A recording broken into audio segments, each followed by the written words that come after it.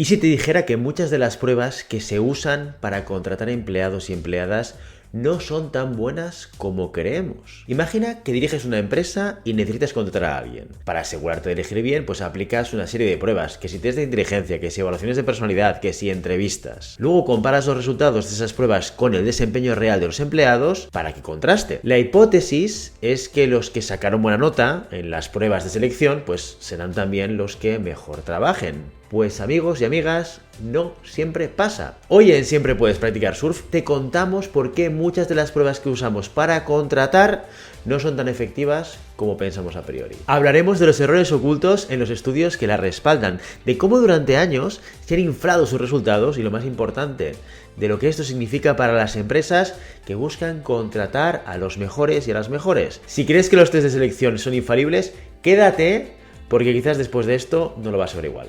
¡Empezamos!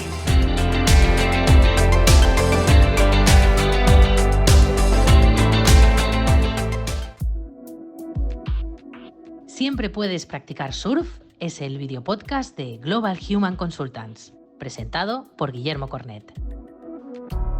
Aquí descubrirás historias de líderes que inspiran, consejos y estrategias sobre gestión de personas para aplicar en tu día a día, y también aprenderás psicología de una forma diferente a como lo habías hecho hasta ahora. Ya sabes, no puedes detener las olas, pero siempre puedes practicar surf.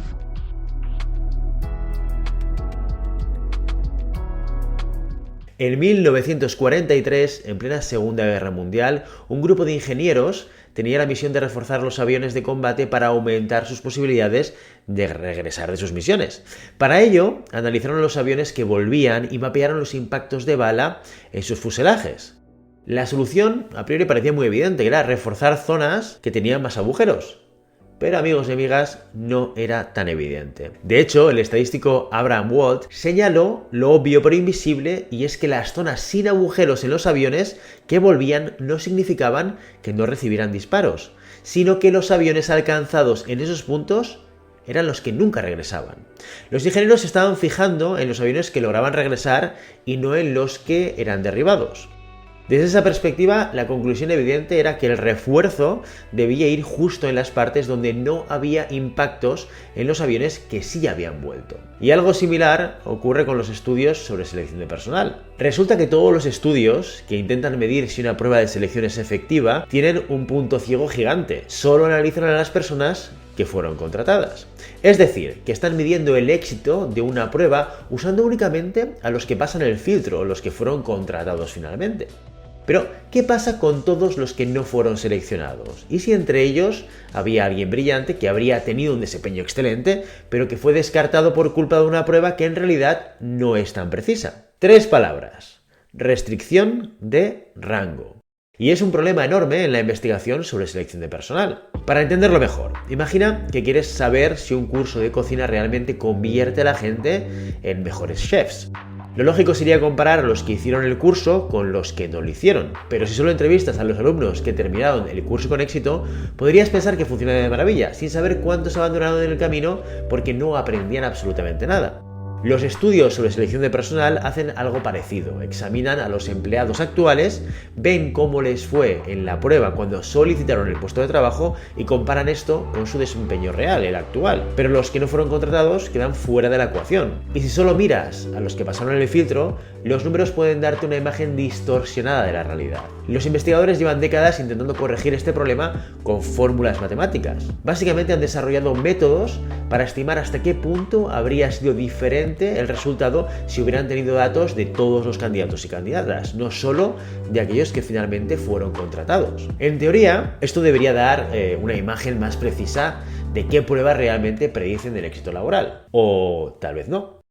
Te presento hoy a Paul Sackett, experto en diseños de métodos de selección para maximizar el rendimiento de los empleados, quien junto al resto de su equipo ha publicado un nuevo metaestudio que ha puesto todo un poco patas arriba. Una revisión completa de cómo hemos estado evaluando a los candidatos y candidatas durante décadas, y los resultados son un poco preocupantes. Verás, en su investigación se dieron cuenta de que muchas de estas correcciones se han exagerado, inflando resultados y haciendo que algunas pruebas parecieran mucho más efectivas de lo que realmente son. Pero la pregunta del millón, ¿por qué? ¿Es que los científicos han olvidado cómo hacer cálculos? Pues no, por ahí no van los tiros. Sackett y sus colegas revisaron 5 métodos que han estado usando para hacer estas correcciones y descubrieron que todos tienen fallos importantes y ninguno tiene que ver con las matemáticas. Ojo al dato que te cuento.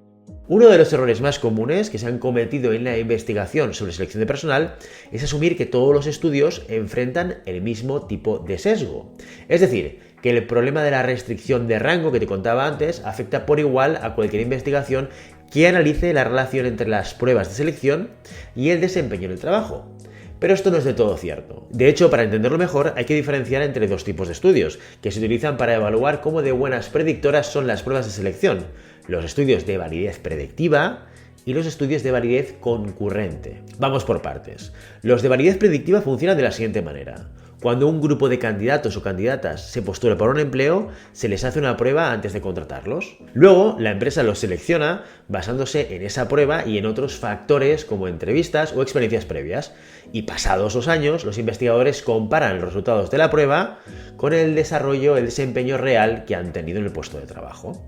La idea es ver si la prueba realmente ha sido un buen predictor para el éxito en el trabajo. Pero ojo, porque solo podemos evaluar a los que fueron contratados, no a los que fueron descartados. Y si entre ellos había personas que habrían tenido un desempeño excelente, pues nos lo vamos a perder. Como no tenemos datos, nunca podremos saberlo con certeza. Ahora, los estudios de validez concurrente son un poco diferentes.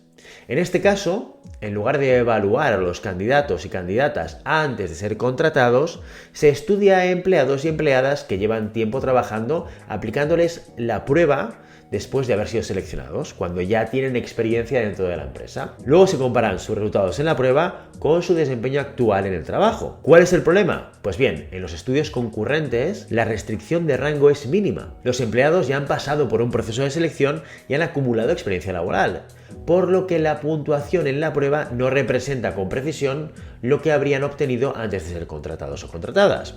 Esto significa que aplicar las mismas correcciones que se usan en los estudios de validez predictiva no tiene ningún sentido. De hecho, hacerlo probablemente distorsiona los resultados en lugar de hacerlos más precisos. Pero aquí no acaba la cosa. Otro error grave en estas correcciones es asumir que se pueden usar datos de empleados o empleadas de otras empresas para estimar cómo eran los candidatos y candidatas antes de ser contratados. La idea detrás de esto es que, si no tienes acceso a los datos originales de los aplicantes, puedas obtener información de otros empleados y empleadas de distintas compañías y usarla como punto de referencia para corregir la restricción de rango. En teoría, la idea parece buena. Esto permitiría hacer una estimación aproximada de qué tan diversa era la población original de candidatos antes de que pasaran por el filtro de selección.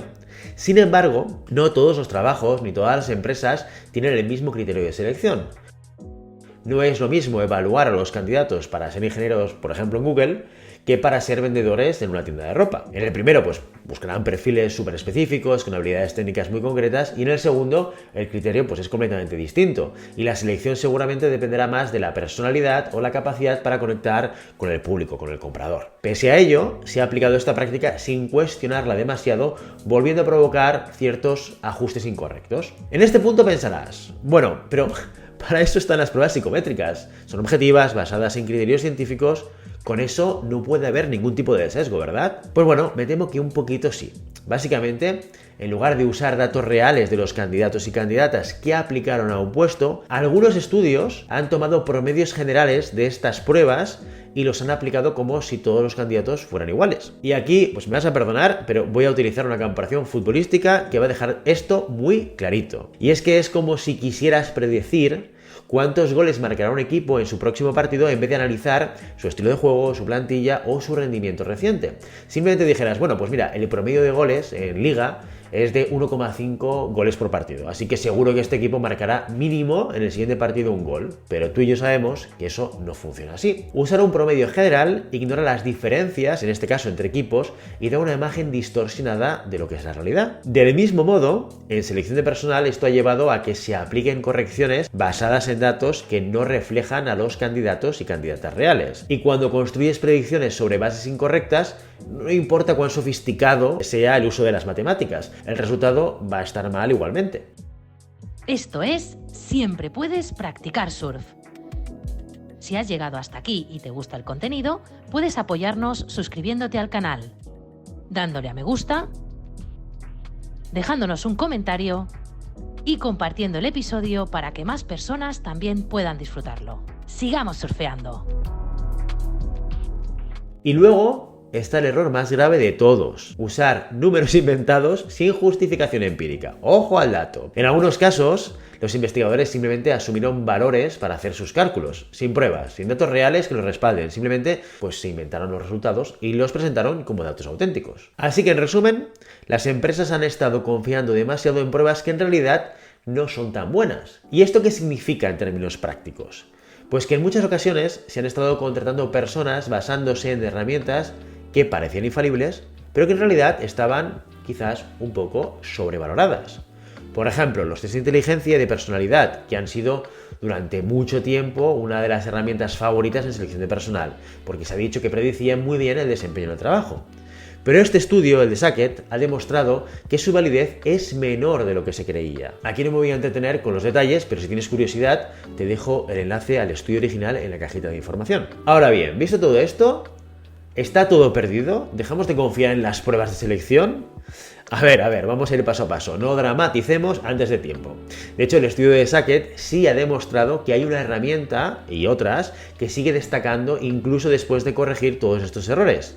Las entrevistas estructuradas es una de ellas. Una entrevista estructurada es aquella en la que se hacen preguntas bien planificadas, en el mismo orden y con los mismos criterios para todos los candidatos y candidatas.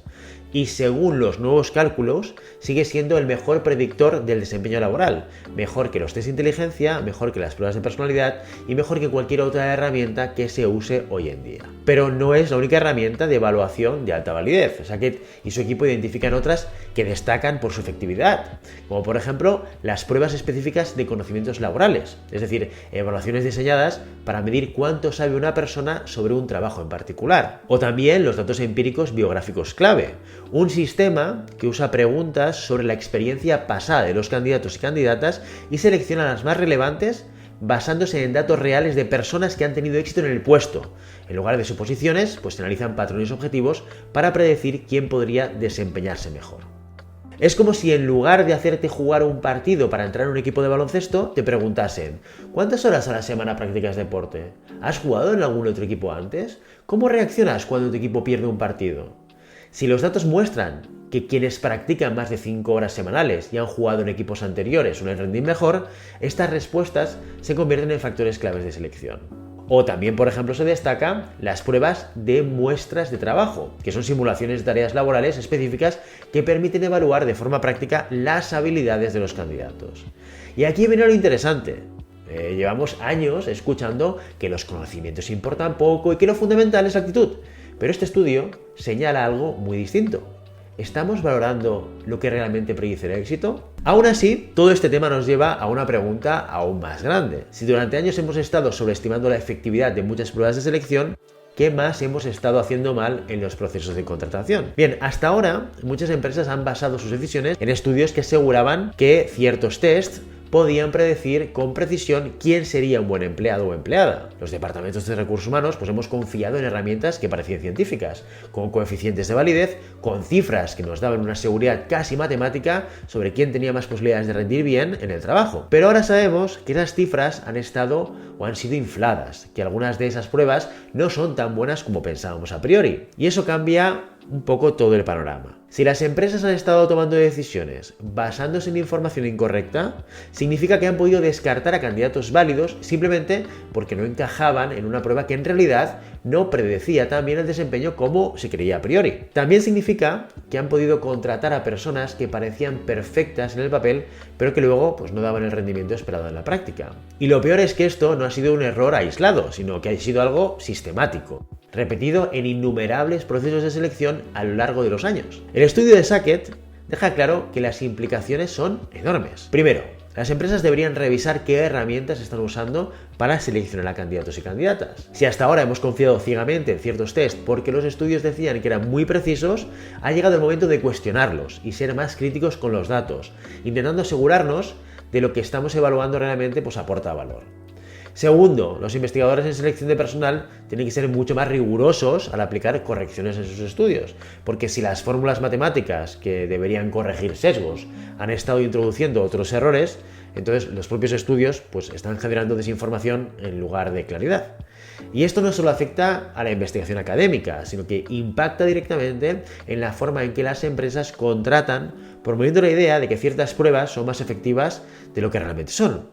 Y tercero, hay que tener mucho cuidado con cómo estas pruebas afectan a la diversidad en el empleo. Porque si una prueba no es tan efectiva como creemos, pero además está favoreciendo sistemáticamente a ciertos grupos sobre otros, entonces podríamos estar ante un problema aún más grande. Uno que no solo afecta a la calidad de las contrataciones, sino que también perpetúa desigualdades sin que nadie se dé cuenta. Por eso, la próxima vez que alguien te diga que un test predice el éxito en el trabajo con precisión increíble, recuerda esto. Puede que ese número no sea tan real como parece. El problema no es solo que hemos estado confiando demasiado en ciertas pruebas, el problema es que hemos estado tomando decisiones con datos imprecisos, creyendo que eran infalibles. Y si hay algo peor que tomar una mala decisión, es hacerlo creyendo que es la mejor opción posible. Y hasta aquí nuestro episodio de hoy. Ya sabes, no puedes detener las olas, pero siempre puedes practicar surf. Como siempre, te invitamos a que te pongas en contacto con nosotros, nos des tu opinión y nos sugieras temas interesantes que te gustaría que tratáramos en el podcast. Lo puedes hacer a través de la página de contacto en globalhumancom.com/contáctanos o a través de las redes sociales. Estamos en Facebook, estamos en Instagram, estamos en Twitter/X o estamos en LinkedIn también. Y si el contenido de este podcast te gusta, puedes apoyarnos suscribiéndote al canal y recomendándonos a tus amigos y amigas. Solo con eso ya nos ayudas un montón, así que muchísimas gracias. Igualmente recuerda que puedes encontrar más contenidos, noticias y recursos en nuestra web en globalhumancom.com. Hasta otro episodio. Adiós.